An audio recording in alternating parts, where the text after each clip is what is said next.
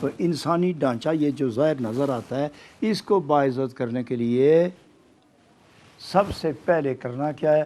دو چیزوں پر خیال رکھنا ہے، دو چیزوں پر، ایک دل، ایک زبان۔ دل میں برائی نہ آنے پائے اور زبان سے کسی کو زخم نہ پہنچے۔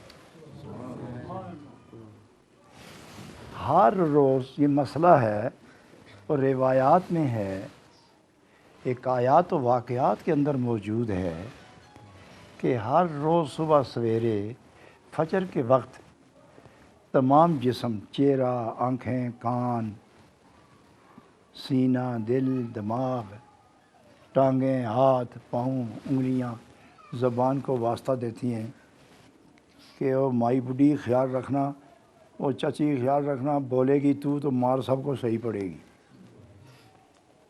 اور دیکھو کمال یہ ہے کہ بولتی زبان کسی کو گال دے آدمی تو آنکھ سے تو نہیں دیتا، یا کان ہاتھ سے تو نہیں دیتا، زبان سے ہی دیتا ہے نا۔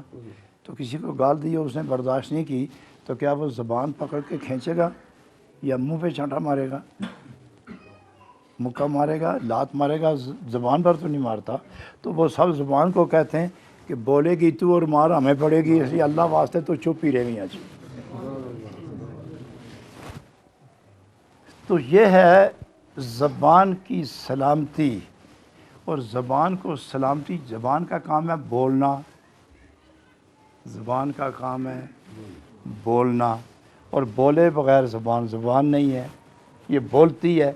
تو یہ آپ چپ بھی کرانا چاہیں تو یہ نہیں ہوتی، تھوڑی دیر چپ رہے پھر بولنا شروع ہو جاتا ہے، پھر چپ کراؤ پھر بولنا شروع ہو جاتا ہے۔ تو یہ اگر چپ یہ نہیں ہوتی اور تمہارے کہنے سے بند یہ بھی نہیں ہوتی تو پھر تم اس کی ایک بھی نہ مانو، تم اس کو اللہ کے ذکر میں لگا دو۔ زبان تو بولنا ہی ہے نا، پھر اللہ کا ذکر کر، جس سے بند ہو جائے پھر کہو اللہ کا ذکر شروع کر۔ تو یہ زبان خود تنگ ہو جائے گی کہ اب میں نے بولوں گی یا بولوں گی تو اللہ کا نام ہی لوں گی، تو پھر وہ زبان عادی ہو جاتی ہے، زبان عادی ہو جاتی ہے۔ آپ مجلس میں بیٹھیں زبان ہو گئی عادی، آہستہ آہستہ پڑھتے رہیں گے اللہ اللہ، آواز نہیں آئے گی مگر خیال، روح، زبان چپکے میں یہ لگے رہتے ہیں اللہ اللہ اللہ، چونکہ عادت ہو گئی ہے۔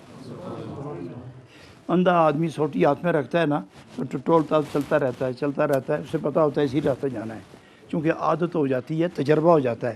زبان جب اللہ اللہ کرنے پر اس کی عادت پکی ہو جائے تو آپ چپ ہی رہیں تو اللہ اللہ اندر سے آواز آتی ہی رہتی ہے۔ تو یہ ہے وہ انسانیت کا وہ جوہر جو انسان کو اس کائنات میں باعزت رکھتا ہے۔